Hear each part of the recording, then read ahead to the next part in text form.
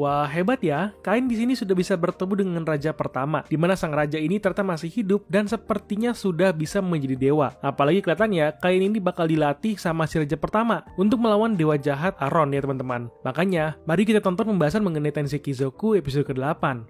Pada awal cerita, menceritakan mengenai Kain yang sedang bangun kesiangan dan langsung dibangunkan oleh pelayan setianya. Karena pada hari itu, ternyata Kain sedang dijadwalkan untuk mengikuti tes untuk masuk ke dalam akademi. Tentu saja, Kain yang memiliki skill teleport langsung saja bersiap dan pergi ke pintu gerbang akademi tempat tes dilakukan. Saat masuk ke dalam, Kain pun langsung mulai mendaftar untuk mengikuti ujiannya. Tetapi setelah mendaftar, Kain langsung saja mengarah menuju kelas yang sudah ditunjuk oleh panitia. Namun anehnya, di situ dia tidak bisa bertemu dengan Silk dan Celestia. Apalagi bisa terlihat kalau di sekitaran lorong itu hanya berisikan banyak masyarakat biasa dan tidak terlihat satupun bangsawan ada di situ.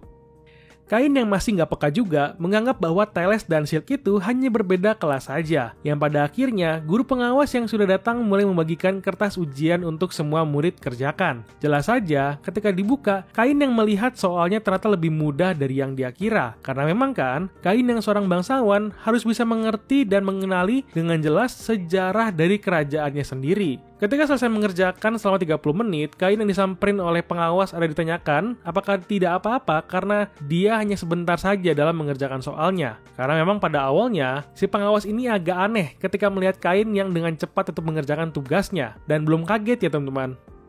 Selanjutnya adalah tes yang dilakukan untuk melihat kemampuan sihir para murid yang membuat Kain langsung semangat untuk melihat kemampuan dari murid lainnya. Tetapi ketika sedang dites, baru deh banyak murid yang merafal dulu ketika sedang menggunakan sihir. Berbeda jauh dengan bayangan Kain di mana sihir yang mereka gunakan cukup rendah dalam segi kekuatan dibandingkan dengan sihir yang sering dia gunakan. Pengawas pun ada mengatakan bahwa para murid bisa menggunakan seluruh tenaga mereka. Namun Kain yang cukup tahu diri ada menahan diri untuk tidak menggunakan sihir Inferno yang pasti akan sangat berbahaya banget ya teman-teman.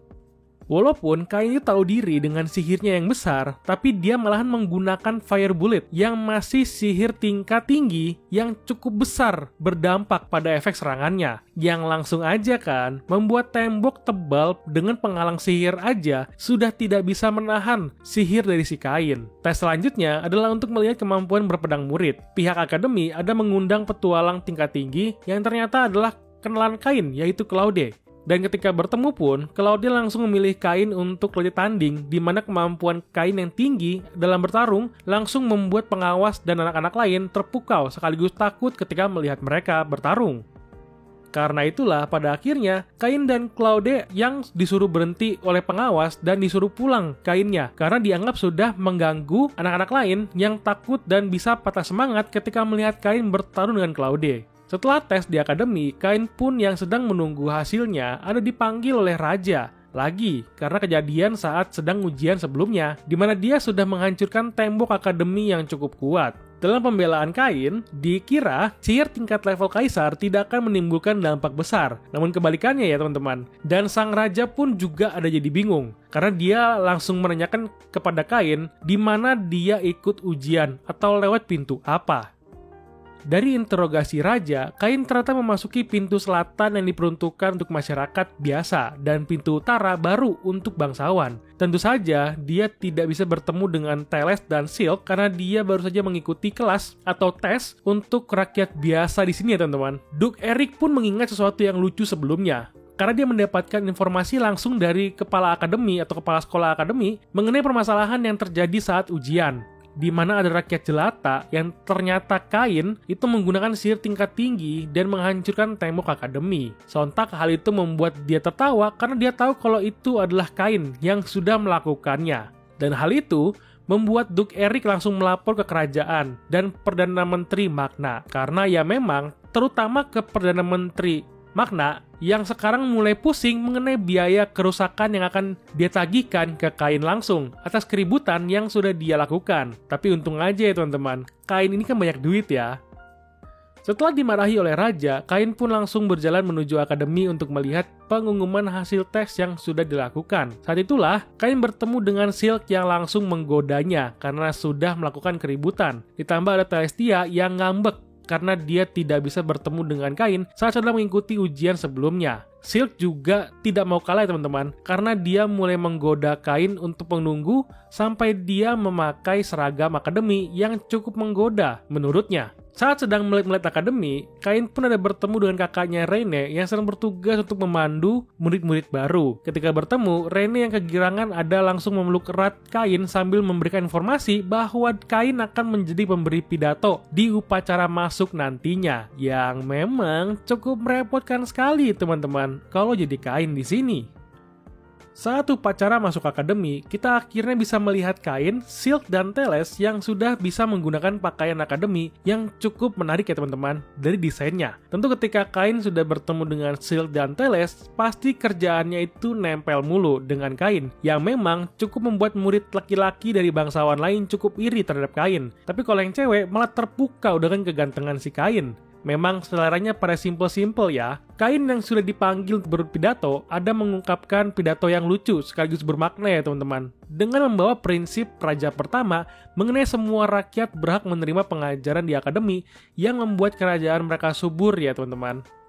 Saat Kain sudah selesai berpidato, tiba-tiba ternyata Kain ditahan di panggung yang ternyata disebabkan oleh sang raja yang ingin ikut berpidato. Dalam pidatonya yang menunjukkan rasa senang di depan muka orang, tapi ada Kain yang selalu dipukul atau dibully sama si raja ya teman-teman. Karena dia sering ditepuk keras-keras oleh sang raja karena rasa gregetannya itu mulai muncul mungkin. Ya Kain yang nggak bisa ngelawan, hanya bisa pasrah aja ketika dibully sama si raja, di mana Kain merasa sedang diperingatkan untuk tidak membuat masalah lagi ketika sudah masuk ke akademi ya teman-teman. Karena sang raja udah capek dengan perilaku atau keributan yang ditimbulkan olehnya. Nah ketika masuk ke kelas pun, Kain langsung saja disuruh duduk bersama Teles dan Silk. Saat kelas dimulai, mereka mendapatkan pilihan pelajaran yang akan mereka ambil atau mereka pilih. Tentu Kain yang ingin mengambil kelas petualang dilarang oleh Teles dan Silk, di mana dia harus bisa belajar mengenai pola bangsawan juga dan mulai menyetujui untuk mengambil kelas bangsawan dan petualang sekaligus. Karena Kain kan butuh wawasan juga ya sebagai bangsawan.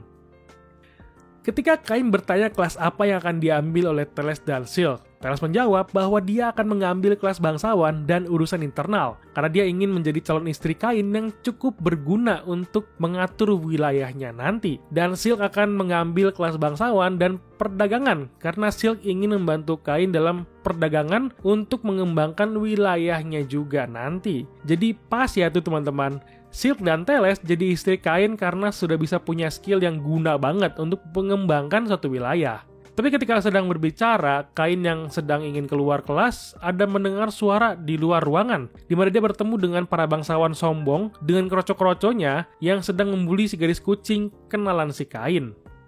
Tentu saja, Kain langsung saja menolong si Parma dengan bantuan dari Teles dan Silk yang menentang perkataan si bocah bangsawan yang sombong itu yang ingin mengusir Parma karena dia hanya rakyat biasa dan disuruh keluar dari akademi itu. Yang pastinya mereka langsung ciut dan kabur ketika bertemu dengan Teles dan Silk yang memiliki pangkat yang lebih tinggi dari mereka. Nah, saat Kain mulai berbicara dengan Parma, tiba-tiba Kain disuruh untuk berlutut dan tunggu di pojokan sembari Teles dan Silk berbicara dengan Parma, karena mereka itu agak berhati-hati agar si Kain ini tidak menambah calon istrinya lagi.